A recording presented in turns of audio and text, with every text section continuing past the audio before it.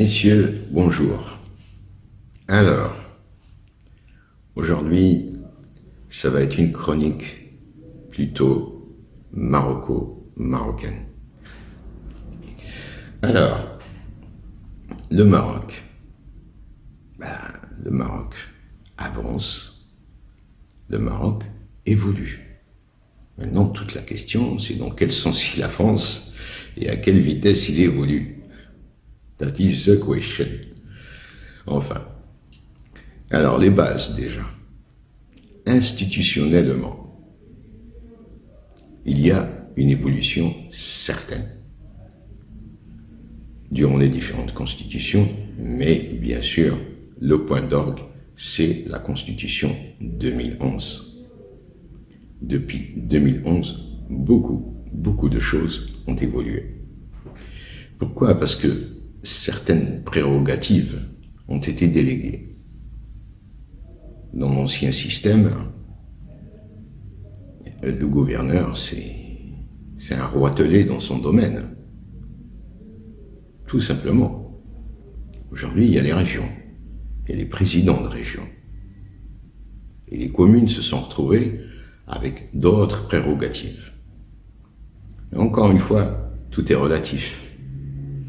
Parce que dans les textes, tout est là. Maintenant, dans la pratique, c'est une autre question.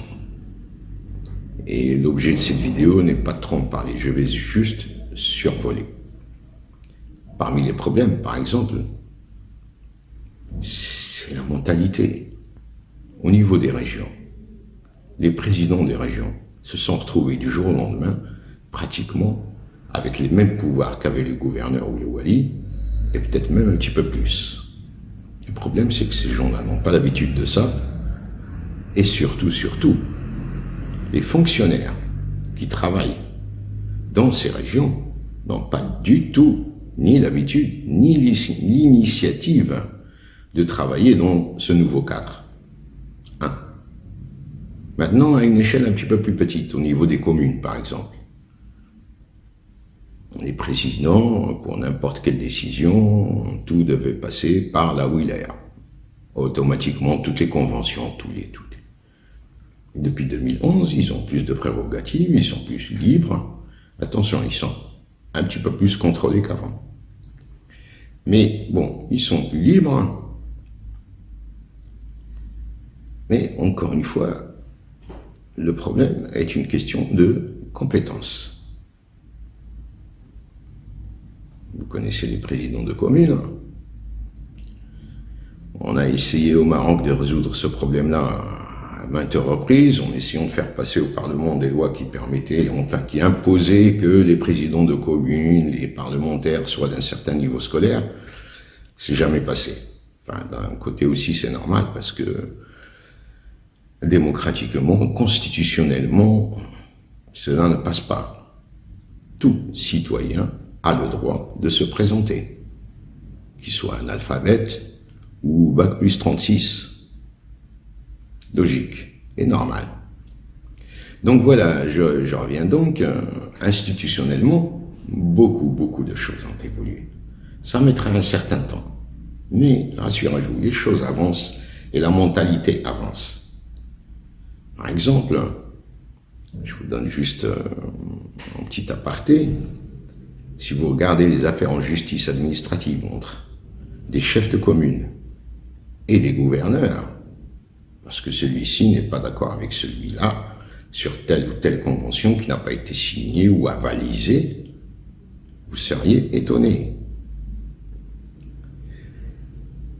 D'un autre côté, au point de vue contrôle, je disais que j'étais plus contrôlé. Avant, on ne parlait que du contrôle de l'intérieur, comme d'habitude. On a hérité ça de l'époque Bassari. Ça veut dire qu'il y avait là un intérieur qui venait contrôler les finances. Depuis, il y a le contrôle de l'intérieur et le contrôle des finances. En plus, du côté du contrôle des finances, on ne vient plus, comme à l'époque, contrôler la justesse de vos finances. Aujourd'hui, il y a ce qu'on appelle les hakama, la bonne gouvernance. Tout le monde entend parler de la bonne gouvernance. C'est quoi exactement cette bonne gouvernance? Eh bien, c'est-à-dire qu'aujourd'hui, on vient vous contrôler, pas pour les calculs, les résultats de votre projet, c'est-à-dire que tous les comptes sont en règle. Non, non, on vient voir la justesse du choix du projet. C'est-à-dire même si tous vos comptes sont parfaits, vous n'avez pas volé, tout est parfait, on vous demande est-ce que ce projet était vraiment utile? Est-ce qu'il a servi à quelque chose? Est-ce que c'était judicieux? Donc voilà, je ne vais pas rester trop longtemps dans le domaine institutionnel. Je vous ai donné juste quelques exemples pour pouvoir avancer. Maintenant, dans le domaine économique, les choses sont absolument évidentes, claires et nettes. Là, il faut être vraiment affirmatif. Vous le savez, je le sais, tout le monde le sait, le monde entier le sait. J'en ai déjà parlé dans notre vidéo. Question économique, les choses ont sérieusement avancé. L'OCP, Renault, l'aéronautique, etc., etc., etc. On va pas faire une vidéo trop longue, on va pas s'étendre là-dessus. Économiquement, beaucoup de choses ont évolué. Ceci dit, entre parenthèses, entre l'institutionnel dont on parlait tout à l'heure et l'économiquement, il faut vous donner une idée de comment les choses changent. La douane. On avait des taux de douane avant qu'on intègre notre statut avec l'Europe de pays avancés, etc., etc. On avait des taux de douane qui à 90% étaient au minimum à 30%. D'un seul coup, lorsqu'on a intégré notre statut avancé avec l'Europe, bon, on a eu un échéancier, c'est descendu de 30 jusqu'à 2. La majorité des produits importés ne dépasse pas 2% de taux de douane. Il y en a à 5, il y en a encore quelques-uns aujourd'hui à 30, il faut bien se protéger. Mais disons que je parle de majorité, ça a changé. Ben, la première des idées qu'on a eues au début, c'est que les revenus de la douane vont chuter. Eh ben non. Ils ont augmenté et d'une façon, mais alors, faramineuse. Voilà, ça c'était la partie entre parenthèses. Nous sommes passés à économiquement. Donc je disais que les choses avancent, et il faut relativiser aussi encore une fois, comme quoi des fois ça tient juste à de la mentalité. Le domaine des télécommunications, par exemple, c'est un domaine aujourd'hui hyper évolué.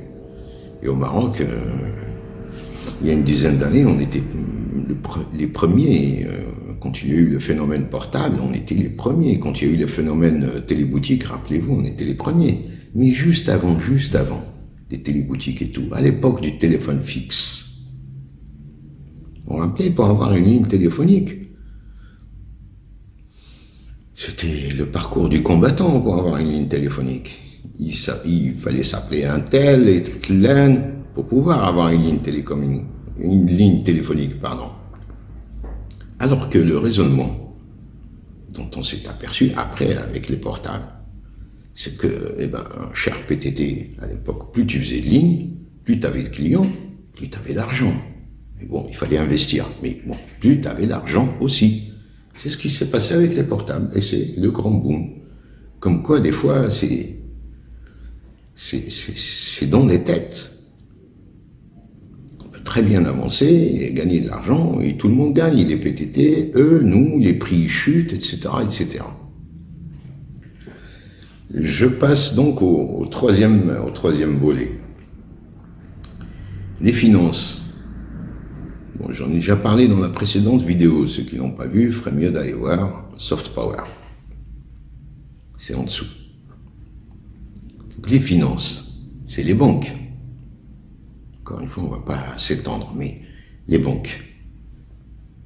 Et une évolution aussi. Je parlerai juste d'un seul point. Là, le plus important dans ce domaine, c'est notre souveraineté nationale. Nous avions sur notre sol au moins une dizaine de banques, je ne sais pas exactement. plusieurs banques. Les 3/4 sont à capitaux étrangers. Sauf, il y avait la BP, non, il y a la Wafa Bank, la BMCE, je parle de majorité, attention. Et très récemment, le Crédit Agricole, qui est passé, alors là, directement aussi à majorité marocaine. C'est un détail très important.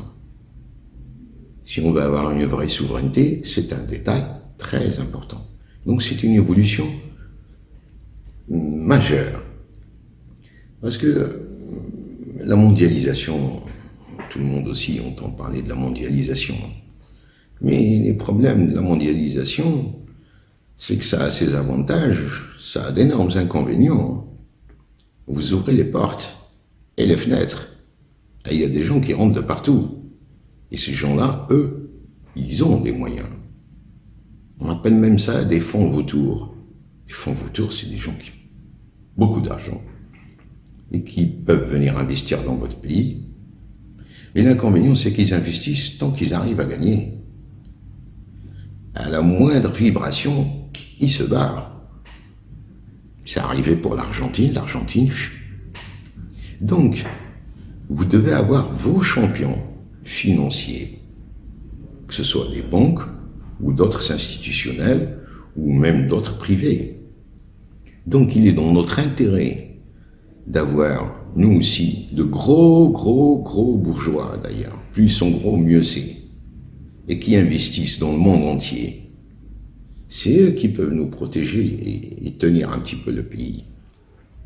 Malgré l'idée générale justement de Gage, Farag, tous des voleurs, tous de... Oui, mais on a besoin d'eux.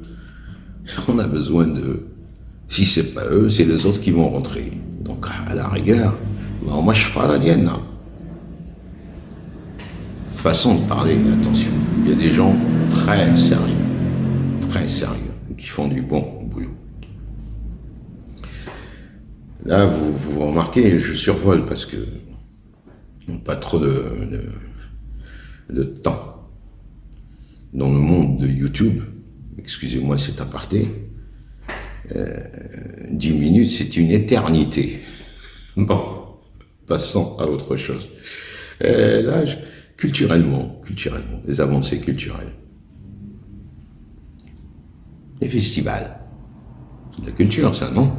On a des festivals, mais alors, dans tous les sujets possibles et imaginables. Les Égyptiens qui étaient bien avancés, les Tunisiens qui étaient largement plus avancés que nous aussi, ils sont aujourd'hui loin derrière. Mais je dis bien loin derrière. Je parle que du domaine du festival. Il y a l'autre domaine, c'est le cinéma. Nos films aujourd'hui s'exportent. Mieux, nos séries s'exportent encore mieux. Et de mieux en mieux. Bon, on n'est pas encore ni les Turcs ni les Brésiliens. Mais ça avance, tout doucement, ça avance. Maintenant, arrivons au cas le plus complexe, socialement. Que dire du social? C'est vrai que l'ambiance est morose, attention, je suis d'accord avec vous, l'ambiance est morose. Mais dans mes chroniques, je ne suis pas là pour parler d'actualité. Je parle globalement. Parmi les avancées, moi, qui me viennent à l'esprit tout de suite, c'est l'amour. Vous vous rappelez de l'amour? Aujourd'hui, on a l'air de trouver ça banal. Mais au moment où c'est sorti, c'était révolutionnaire. On n'est pas la France. Je dis la France parce que c'est un des meilleurs systèmes pas de santé, comment dire ça, de prévention. Comparé aux Américains, en Amérique, tu as de l'argent, tu te soignes, tu n'as pas d'argent, tu crèves, point. C'est aussi simple que ça. Aussi simple que ça. Donc à la rigueur, au Maroc, on serait largement mieux que les Américains. Il n'y a qu'à voir comment on a régi toute la période Covid. Et là, dans ce domaine, même les Européens nous enviaient notre système. Tellement on s'est adapté, on s'est arrangé, on s'est... Bon, revenons donc. L'amour. L'amour, évidemment, ça a un coût faramineux pour l'État. Ça a commencé doucement. On est d'ailleurs toujours en évolution. Parce que comment ils font?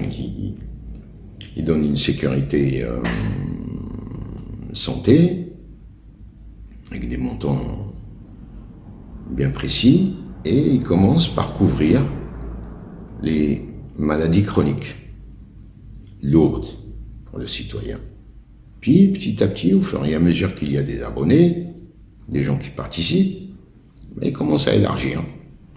Bon, on n'en est pas encore au petit rhume, comme chez les Français, où au moins leurs petits bobos, ils ont un sac de médicaments. Mais bon, les choses commencent à avancer. J'ai personnellement assisté à une personne qui était rentrée en clinique, qui avait eu un problème cardiaque. Il devait se retrouver avec une opération. Coût de l'opération, pratiquement 50 000 dirhams. Le gars de la clinique, il a posé la question, avez-vous l'amour? Et même, j'ai senti qu'il préférait l'amour aux autres assurances. L'amour couvre les cas extrêmes. Et ça commence à s'étaler petit à petit. Donc, socialement, ça, c'est très important. Je ne parle pas aussi des allocations pour les enfants, etc., etc., etc. Notre SMIC, tout le monde critique, mais notre SMIC, j'ai été sidéré d'apprendre, à l'occasion de cette fameuse guerre en Ukraine, en Russie, que le SMIC de l'Ukraine, qui va entrer en Europe, vérifié, est inférieur au SMIC marocain. Je ne vais même pas comparer le SMIC marocain aux autres SMIC africains. Même pas nos chers voisins algériens qui ont pourtant des moyens, de sacrés moyens. Pourquoi notre SMIC est-il supérieur? Notre SMIC est le plus grand sur tout le Maghreb, ça c'est certain.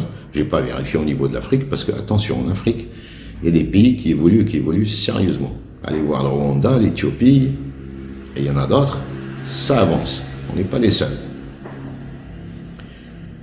Donc voilà, j'ai survolé, c'est vrai. Mais si je devais relativiser et parler de certains domaines où le bas blesse, où c'est pas encore ça, où là, même moi, avec toute la bonne volonté du monde, j'avoue que là, il y a un problème, il va falloir faire quelque chose. Il y a deux domaines essentiels. Un, l'éducation.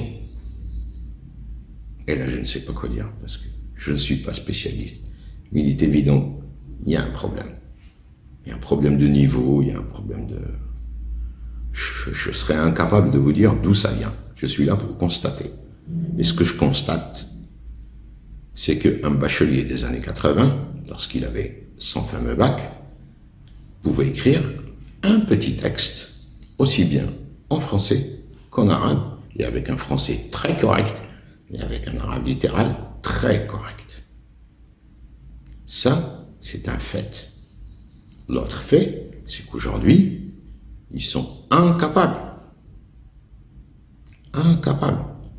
d'aligner Jumla Mufida, une phrase correcte, ni en français, ni en arabe, pour la majorité d'entre eux. Depuis quelque temps, les écoles privées avancent un peu plus vite dans ce domaine-là. Mais bon, voilà, donc je ferme la parenthèse parce que je ne suis pas spécialiste, mais il est évident que nous avons un problème de ce côté-là. Le seul point positif de ce côté-là, à vrai dire, c'est la quantité d'écoles supérieures qui ont été réalisées depuis ces 10 dernières années. À mon époque, par exemple, déjà, il n'y avait pas d'information. 2, il y a une école d'architecture par-ci, une école de médecine par-là, et c'était la grosse bataille pour pouvoir y accéder. Aujourd'hui, quand même, il y en a un peu plus. De Tanja à Lyon. Bon, le deuxième domaine, grave celui-là, mais vraiment grave, auquel, jusqu'au jour d'aujourd'hui, tous les ministres se sont attelés, et ils n'ont pas encore réussi, c'est une évidence aussi, c'est le domaine de la justice. L'équité. Parce que c'est psychologique, c'est même plus que psychologique, mais psychologiquement.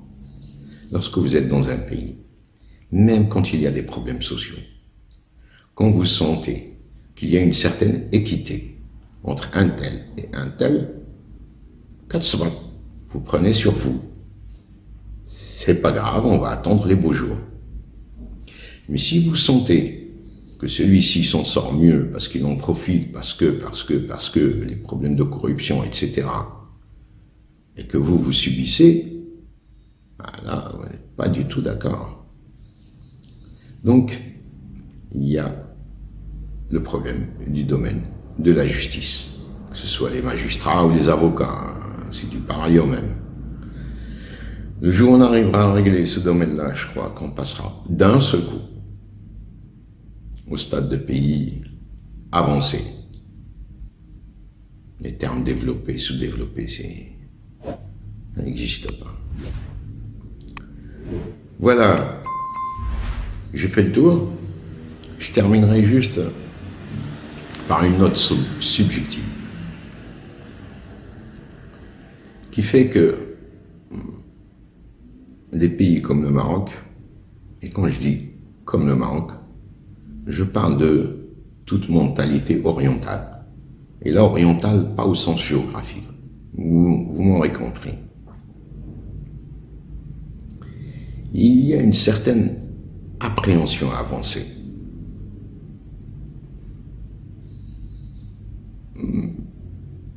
Nous sommes, malgré tout, au fond de nous-mêmes, nous sentons que cette histoire de modernisme n'a pas forcé, on n'est pas spécialement d'accord.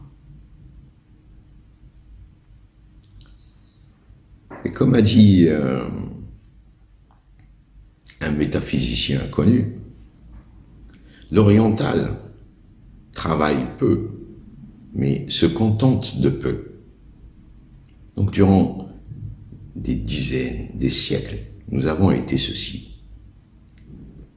Depuis quelque temps, il faut le dire, avec l'invasion de la télé, des réseaux sociaux, cette mentalité change et nous avançons.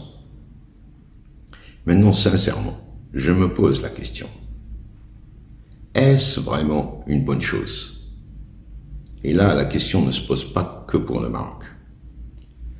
Voilà, messieurs, sur ces belles paroles, n'oubliez pas, abonnez-vous et à très bientôt, Inch'Allah.